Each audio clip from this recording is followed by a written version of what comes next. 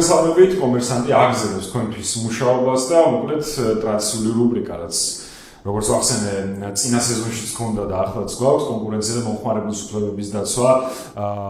ძალიან მნიშვნელოვან თემატიკებზე ვსაუბრობდით გასული სეზონის განმავლობაში და ახლაც ვიწყებთ სწორედ ამ მნიშვნელოვან თემებზე საუბარს და გაგრძელებას უახლოეს ცნობებზე მათ შორის. დღეს ძირითადად სამედიცინო ბაზრის მონიტორინგზე ვისაუბრებთ, რომელიც კონკურენციის და მომხმარებლის უფლებების დაცვის სააგენტომ დაიწყო. გარდა ამისა, საწვავის ბაზრის მონიტორინგი, ასევე პესტიციდების ბაზრის მონიტორინგი და ამ თემებს გავშლით ჩვენ სტუმართან ერთად გიორგი ქედელიძე შემოგვიერთდა სტრატეგიული ბაზრების მონიტორინგის დეპარტამენტის უფროსი. ბატონ გიორგი, მოგესალმებით. მადლობა გადაცემაში სტუმრობისთვის. მოდი დავიწყოთ სამედიცინო ბაზრის სექტემბერში თუ არ ვცდები დაიწყო კონკურენციის სააგენტომ აღნიშნული ბაზრის მოკვლევა. ამის პრელუდია და წინა ეტაპი იყო სტატისტიკა ძალიან საინტერესო საქსტატის მიერ გამოქვეყნებული, რომლის მიხედვითაც 26%-ით გაიზარდა ერთ წელიწადში უშუალოდ სამედიცინო მომსახურება. რატომ გადაწყვიტა კონკურენციის სააგენტომ ამ ბაზრის მოკვლევა და იყო თუ არა მათ შორის ერთ-ერთი ფაქტორი ფასის ესეთი საკმაოდ სოლიდური ტემპით მატება. მოგესალმებით, მივესალმებით მსმენელს. მართალია, ჩვენ დავიწყეთ სამედიცინო ბაზრის მონიტორინგი. მონიტორინგის დაწყებას რამდენიმე მიზეზი განაპირობებდა, მათ შორის ფასები, რა თქმა უნდა, ფასის და იყო ერთ-ერთი ფაქტორი. ზოგადად ბაზარზე ფასი შესაძლებელია უშუალოდ საბაზრო პირობებიდან გამომდინარე გაიზარდოს, თუმცა შესაძლებელია გარკვეულ ხელოვნურ ზრდასაც ჰქონდეს რიგ შემთხვევებში ადგილი და სწორედ ამ ფაქტორებზე დაკვირვებას ემსახურება სამედიცინო ბაზრის მონიტორინგის დაწყება. გარდა ფასისა, რა თქმა უნდა, ერთ-ერთი გამომწვევი მიზეზი რა თქმა უნდა იყო ფასი, თუმცა გარდა ფასისა, სამედიცინო ბაზარი თავისი მოცულობით არის ძალიან დიდი ბაზარი, შესაბამისად ჩვენი სააგენტოს სტრატეგიიდან გამომდინარე, რომ სტრატეგიულად მნიშვნელოვან ბაზრებზე აწარმოოს მონიტორინგები, გამომდინარე იქიდან, რომ ამგვარი ბაზრები თავისი მოცულობიდან გამომდინარე, გავლენიდან გამომდინარე სხვადასხვა ბაზრებზე უფრო მეტი რისკის მატარებელია და შესაბამისად ამგვარ ბაზრებზე კონკურენციის კანონმდებლობის დარღვევამ შესაძლებელია უფრო მეტი ზიანი მოიტანოს, ვიდრე მცირე ზომის ბაზრებზე. შესაბამისად ჩვენი რესურსი იმისათვის რომ იყოს უფრო ეფექტიანი და საბოლოო ჯამში უფრო მეტად შედეგის მომტანი, ჩვენ გვაქვს კონცეფცია, რომლის მიხედვითაც სტრატეგიული ბაზრები ამგვარი დაკვირვების პროცესში მუდმივად არის. მათ შორის, როგორც უკვე აღნიშნე, ფასებიც იყო ერთ-ერთი გამომწვევი მიზეზი. თანაც ესეთი ბაზარია თქვენ სწორად აღნიშნეთ აბსოლუტურად, თან მოწყვლადი ბაზარია, ხო, იმ თვალსაზრისით ხა შეზღუდული ბიუჯეტი და აქაც თუ გარკვეულ ესეთ გარიგებებს შესაძლო მონოპოლი პირობითად ასევე იყოს ან ხელოვნურ ზრდას, ბუნებრივია რომ ეს შემდგომში მომხმარებელს არტყავს. აი, საინტერესოა უშუალოდ აქამდე თუ ყოფილა მსგავსი მონიტორინგი ესეც რომ ამცნოთ და აი აქამდე როგორი დინამიკა იყო ზოგადად ამ ბაზარზე ესეც რომ ვთქვათ იყო თუ არა ესეთი სამართლიანი კონკურენტული გარემო რასაც რის მონიტორინგსაც კონკურენციის სააგენტო ახორციელებს. უშუალოდ სამედიცინო ბაზართან დაკავშირებით რასაც ქვია სამედიცინო მომსახურების ბაზარი ჩვენ მონიტორინგი არ გქონია, თუმცა დაახლოებით 2019 წლიდან მოყოლებული ჩვენ ფარმაცევტული ბაზრის შესწავლასთან დაკავშირებით სხვადასხვა მიმართულებებით ძალიან აქტიურად ვიყავით ჩართული ჯანდაცვის სამინისტროსთან ერთად. ამ ბაზარზე, ფარმაცევტულ ბაზარზე ჩვენ გქონდა როგორც ბაზრის მონიტორინგი და გაცემული რეკომენდაციები, რომლებიც საფუძველი გახდა ძალიან დიდი და სისტემური რეფორმების გატარების ქვეყანაში კონკრეტული შედეგებით. ასევე გქონდა გამოვლენილი შეთანხმებული ქმედება ონკოლოგიურ მედიკამენტებთან დაკავშირებით, გქონდა დომინანტური მდგომარეობის ბოროტად გამოყენებაც, რომელიც სულ ახლახანს დავასრულეთ და რამდენიმე კომპანია დაჯარიმდა ამ კუთხით. გამომდინარე აქედან მართალია ჩვენ უშუალოდ სამედიცინო მომსახურებასთან ესე პირდაპირ შეხება და რამდენად კონკურენტული იყო ეს ბაზარი ამისი თქმაც და არის გამიჭირდება, თუმცა მომიჯნავე ბაზართან დაკავშირებით ჩვენ ძალიან დიდი გამოცდილება გვაქვს და ალბათ სამედიცინო მომსახურების კუთხით კონკურენციის სააგენტოს ეს აქტივობა ძალიან ლოგიკური გაგრძელება არის იმ წარმოებების, რომლებიც ჩვენ ახლო წარსულში გვქონდა. აი რა პერიოდზე იქნება დაახლოებით, რა პერიოდში იქნება ეს მოკვლევა, რა დრო დასჭირდება? ზოგადად კანონმდებლობის დონეზე თუ ვისაუბრებთ, მონიტორინგი უშუალოდ რომელიც გულისხმობს ბაზარზე დაკვირვებას, ბაზარზე კონკურენტული გარემოს შეფასებას, მათ შორის გამოვლენას იმ ფაქტისა არის თუ არა დომინანტი კომპანია ბაზარზე, იგივე მონოპოლისტი კომპანია, ასევე შესაძლებელია იყოს კონკრეტული რეკომენდაციებიც თუ ამის საჭიროება დაინახა სააგენტომ და რაც თავარია რისკების შეფასებას რომ მათ შორის ეს ფასების და რომელიც ბოლო პერიოდში განხორციელდა, ასევე წინა პერიოდებშიც იყო კონკრეტული ცვლილებები, არის თუ არა კონკურენციის კანონმდებლობის დარღვევის რისკის მატარებელი. ეს საკმაოდ კომპლექსური პროცესი არის და კანონმდებლობის მიხედვით მას არ გააჩნია კონკრეტული შემოსაზღვრული დრო, თუმცა ჩვენ მაქსიმალურად დაჩქარებულ ვადებში ისე რომ ბაზარი საფუძვლიანად იყოს შესწავლილი და რა თქმა უნდა პროფესიული და კვალიფიციური დასკვნა დადოს კონკურენციის სააგენტომ. ამ დასკვნის მიხედვით შესაძლებელია ბაზარი შეფასდეს როგორც კონკურენტულად და ამით მორჩეს ყველაფერი, შესაძლებელია კონკრეტული კითხვით ნიშნები არსებობდეს და იგივე რეკომენდაციები რისი განოცილება ჩვენ ძალიან გვაქვს სხვა ბაზართან დაკავშირებით. ასევე გვაქვს იმის განოცილებაც რომ მონიტორინგის შედეგად ჩვენ მიზანშეწონილად მივიჩნიეთ კონკრეტული კომპანიების ქმედებების სხვა ბაზარზე, თუმცა ამისი პრაქტიკა იყო რომ კონკრეტული ქმედებები შესაძლებელია წინააღმდეგობაში ყოფილიყო კონკურენციის კანონმდებლობასთან და დავიწყეთ მოკვლევა, შესაბამისად დრო გვიჩვენებს ყველაფერს და რა თქმა უნდა ის ფაქტობრივი გარემოებები რომლებიც ბაზარზე კი და საჭიროებიდან გამომდინარე თუ ბოროტად გამოყენების ფაქტს ხონდა ადგილი ძალაუფლების უკვე შესაბამისი ჯარიმების გამოცდილებაც არსებობს ხო იგივე საწოვის ბაზართან დაკავშირებით.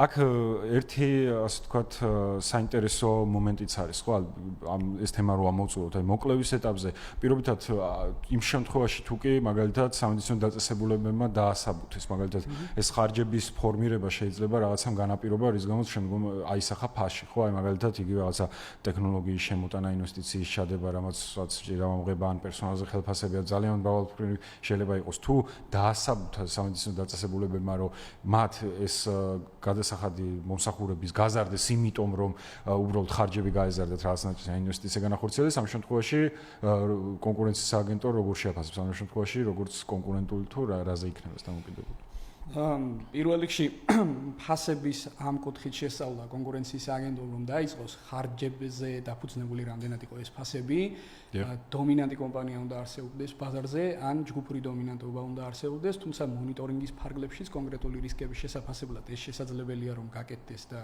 ალბათ გაკეთდება კიდევაც თუმცა თუ რასაკვირველია იმ შემთხვევაშიც კი თუ ბაზარზე არის დომინანტი კომპანია და მან ფასი გაზარდა და ამ ფასის ობიექტური გარემოებები არსებობდა რაც თქვენ ახსენეთ იგივე სახელმწიფო დანახარჯი, ტექნოლოგიური დანახარჯი ან ნებისმიერი სხვა რამ, რაც ამ მომსახურებასთან პირდაპირ ან ირიბ კავშირშია მომსახურების ფასთან დაკავშირებით, რა თქმა უნდა ეს კანონთან თავსებადი არის და კომპანიას ესეთი რამე შეუძლია გააკეთოს.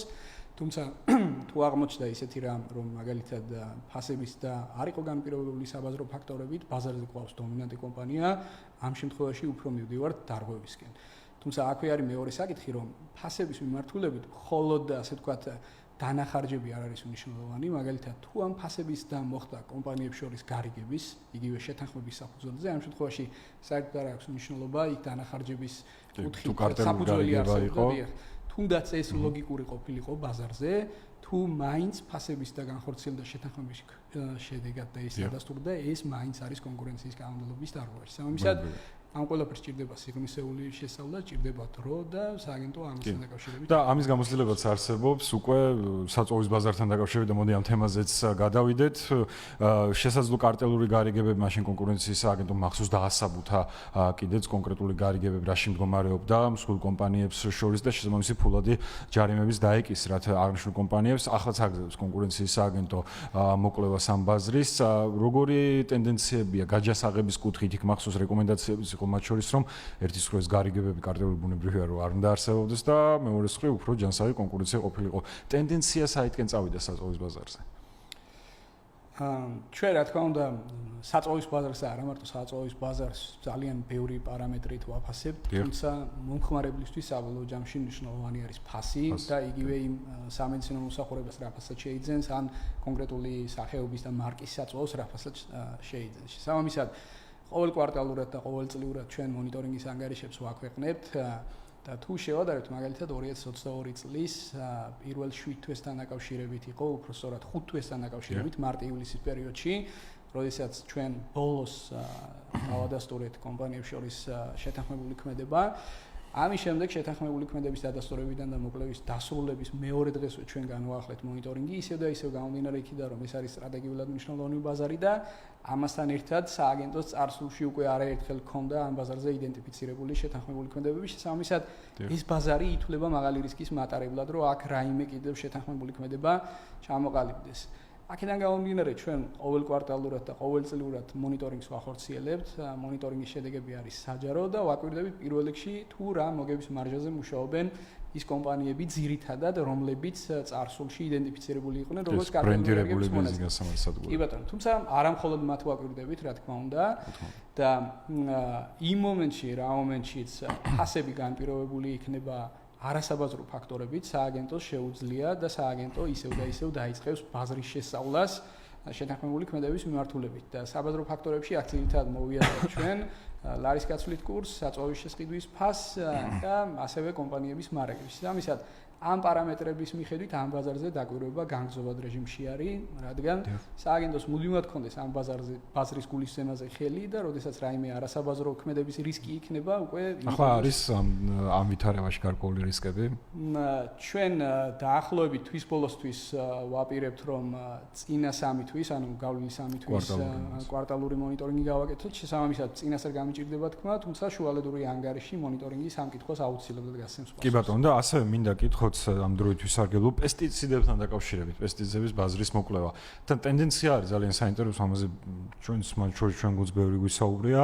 ძალიან მნიშვნელოვნად არის გაზრდილი, თუნდაც ეს სტატისტიკას რო ჩავხედოთ, რაღაც იმპორტის შემოსვლის მაჩვენებლებიც და აქ ადგილობრივ ბაზარზე შემდგომში უკვე შიდა მოთხოვნის ფაქტორებს. რატო გადაწყვიტა კონკურენციის სააგენტომ უშუალოდ ამ ბაზრის მოკვლევაც? რა იყო მთავარი ფაქტორები?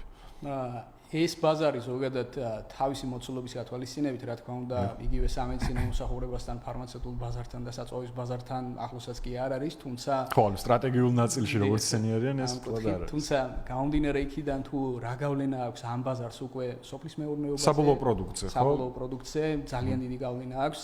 შესაბამისად, აქ ქონდა ჩვენ სურსათისებრულ სააგენტოსთანაც კონსულტაციები.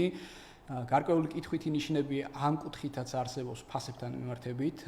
ჩვენ ამ მონიტორინგის ფარგლებში უკვე სურსათისებრულ სააგენტოსთან მივიღეთ სრული ინფორმაცია, ასევე კომუნიკაცია გქონდა იმპორტიორ კომპანიებთან და დაახლოებით რამდენიმე თვიანი პერიოდი დაგვჭირდება უკვე ამ წლის სექტემბრის თვიდან რომ ამ ბაზარზე პირველადი შედეგები მაინც დავდოთ, რაც პასუხს გასცემს იგივე კომპანიების ფასნამატებთან და მარჟებთან დაკავშირებით არსებულ შეკითხვებს და ეს შეკითხვები არსებობს ნამდვილად. ასევე სხვა ისეთ საკითხს, რომელიც რელევანტური იქნება და რელევანტურად იდენტიფიცირდება მონიტორინგის ფარგლებში, მათ შორის ჩვენ უყურებთ როგორ არის ეს ბაზარი რეგულირებული იგივე ევროკავშირის წევრ ქვეყნებში, რათა საბოლოო ჯამში თუ ამის საჭიროება იქნა კონკრეტული რეკომენდაციები შემუშავდეს, რათა ამ ბაზარზე იყოს მაქსიმალურად კონკურენტული გარემო, კონკურენტული ფასები და საბოლოო ჯამში ის საბოლოო პროდუქტი, რაც ჩვენი ქვეყნისთვის არის ძალიან მნიშვნელოვანი, მასში აგროქიმიკატებისა და მინერალური სასუქების წილი ხარჯვით ნაწილში იყოს ძალიან დაბალი, ხო? ამ კუთხით აქტიურად მუშაობს, შესაბამისად წლის ბოლომდე სავარაუდოდ ჩვენ პირველადი ანგარიში მაინც გვექნება. კი ბატონო, და საინტერესოა იმ მაგ ნაწილში ასევე მინდა ჩაგეკითხოთ, თუ არის გარკვეულ თქვენ ახსენეთ, რომ სურსათისებრულ სააგენტოსგან მათ შორის შესაბამისი ინფორმაციებიც მიიღეთ, თუ არის ცნობილი მოთამაშეების რაოდენობა, რამდენი მოთამაშეა ბაზარზე, რომელიც იმპორტს ახორციელებთ და ასევე საინტერესოა, რომ ესენი უბრალოდ ერთგვარ დისტრიბუციას აწარმოებენ, შემოხთ პესტიციდები და აქ შემდგომში რაღაც ადგილობრივ ბაზარს მაღაზიას აწვდიან, თუ თავად ყიდიან, აი აქ როგორი იქცელია, რამდენად ბევრი მოთამაშეა, თუ რამდენიმე კონცენტრაციის რისკები ჩანს? ზოგადად თუ ავიღებთ ბაზარს სრულად, თუ გავყოთ ორ ნაწილად, ერთი მხრივ შხამქიმიკატები და მეორე კუთხით სასუქები და ასე ვთქვათ, ფართო ჭრელში განვიხილავთ ბაზარს, აქ კონცენტრაციის ინდექსი არის დაბალი, თუმცა უშუალოდ ფასის მიმართულებით შემძენი არის მომხმარებელი, რომელიც საბოლოო პროდუქტს აწარმოებს, ან საცალო მოვაჭრე, რომელიც იმპორტიორისგან ყიდულობს. შემძენისთვის, ანუ საბოლოო მომხმარებლისთვის, ყველა შხამქიმიკატი და ყველა მინერალური სასუქი არ არის ერთმანეთის ჩამონაცვლებელი და ეს დამოკიდებულია იმაზე, თუ რა პრობლემის გადაჭრა უნდა კონკრეტულად შემძენს, ანუ მომხმარებელს, ფერმერს ამ შემთხვევაში, კონკრეტული სასუქის ან შხამქიმიკატის შეძენის შედეგად, ხო? შესაბამისად, უშუალოდ სად გადის პროდუქციული საზღვრები და რომელი შხამქიმიკატები ან რა ტიპის მინერალური სასუქები უნდა იყოს ერთიან ბაზრად განხილული და რა დონეზე უნდა ჩაიშალოს ბაზარი, ამასთან დაკავშირებით მუშაობა მიმდინარეობს, თუმცა ჩვენ უკვე ჩამოყალიბებული ვართ იმ აზრზე, რომ შხამქიმიკატები ერთიანად და სასუქები ერთიანად ესე ფართო ჭრილში ბაზარი არ უნდა განვიხილოთ, იმიტომ რომ აქ ჩანაცვლებადობა ესე ფართო არ არის. ამას იმიტომ აქვს მნიშვნელობა, რომ თუ ჩვენ ფართო ჭრილში განვიხილავთ ბაზარს, გამოდის რომ ბაზარზე ძალიან ბევრი კომპანია მოქმედებს და ვთქვათ კონცენტრაციის ინდექსიც დაბალია, თუმცა ეს არ იქნება სწორი, ისევ და ისევ ურთიერთჩანაცვლებადობის გათვალისწინებით. რაც შეეხება უშუალოდ კომპანიათა რაოდენობას, საკმაოდ ფართო ჭრილში თუ განვიხილავთ, ჯერჯერობით ამ ეტაპზე ვართ. ამ კუთხით საკმაოდ ბევრი კომპანია არის, როგორც იმპორტის ბაზარზე წარმოდგენილი და ასევე საცალო ბაზარზეც უშუალოდ რეალიზაცია, მაგალითად შხამქიმიკატების სპეციალური ნებართვას ექვემდებარება და ზუსტი ციფრიც ვიცით, თუმცა ამ კუთხითაც ზუსტ ეს კონკრეტული ციფრი ქვეყნის მასშტაბით არ არის არსებითი ინფორმაციის მონტანი, გამომდინარე იქიდან, რომ მაგალითად კახეთიდან აჭარაში არჩევა მომხმარებელი იმისთვის, რომ იყიდოს მინერალური სასუქი. სამისად ის თუ რა გეოგრაფიულ მანძილზე გადაადგილდება მომხმარებელი კონკრეტული სასუქის ან შხამქიმიკატის შესაძენად არის გეოგრაფიული საზღვრები და ამის დასადგენადაც უკვე მიმდინარეობს მუშაობა. სამისად ცოტა დრო გჭირდება იმისთვის, რომ თქვენ კითხვას ზუსტი პასუხი გავცეთ. კი, ამას დაველოდოთ აუცილებლად დრო ახსენეთ, ჩვენ ძალიან მცირე დრო გვაქვს, მაგრამ მინდა ძალიან მოკლედ მიპასუხოთ თამბაქოს ბაზართან დაკავშირებითაც მონიტორინგი ხორციელდება. საინტერესო აქ დამპინგის ნიშნებთან დაკავშირებითაც ხომ არ არის უშუალოდ ეს მონიტორინგის ფარგლებში ძირითადი კონცეფცია, იმიტომ მახსოვს ადრე თქვენდა კომუნიკაცია მათ შორის თქვენთან, მარეგულირებელთან და მაშინ იყო საუბარი კონკრეტული კომპანიების მხრიდან საბაზროზე მკვეთრად დაბალ ფასად გარკვეული თამბაქოს ნაწარმის რეალიზაციის. არაერთხელ არსებობდა მსგავსი კითხვები, თუმცა ამ ეტაპისთვის წარმოება ამ მიმართულებით არ არსებობს. თავისთავად მონიტორინგის წარმოება არ გულისხმობს იმას, რომ ის ანტიდემიკური მიმართულებითაც გააკეთებს კვლევას, გამომდინარე იქიდან, რომ ანტიდემიკი არის სრულიად სხვა მიმართულება და შესაბამისად იმ კუთხით, რომ ასე ვთქვათ, რაიმის შესწავლა მოხდეს, უნდა იყოს წარმოება იმ მიმართულებით. თუმცა თვითღირებულებაზე დაბალ ფასად რეალიზაცია საქონლის შესაძლებელია იყოს კონკურენციის კანონმდებლობის დარღვევას თუ ბაზარზე დომინანტი კომპანია გვყავს. დომინანტი კომპანია ჩვენი წინა წლის შუალედური ანგარიშით ამ ბაზარზე არ არსებობს. შესაბამისად თვითღირებულებაზე დაბალ ფასად რეალიზაციის ფაქტების კვლევა და შესწავლაც სააგენტოს არ განხორციელებია. თუმცა თუ არსებობს კითხვები და თუ ადგილობრივ წარმოებას გააჩნია ამისი კითხვები, რა თქმა უნდა, კანონმდებლობით დადგენილი წესით შეუძლია მოგმართოს და შევისწავლოთ საერთოდ. კი ბატონო, ძალიან დიდი მადლობა გადაცემაში სტუმრობისთვის. შევხვდებით აუცილებლად შემდეგ კვირებშიც და მოგვისწრებს კიდეც მინიმუმ შუალედური შედეგები მაინც აღნიშნული მოკვლევების. შეგახსენებთ, რომ ჩვენი სტუმარი იყო გიორგი ქედელიძე, სტრატეგიული ბაზრების მონიტორინგის დეპარტამენტის უფროსი.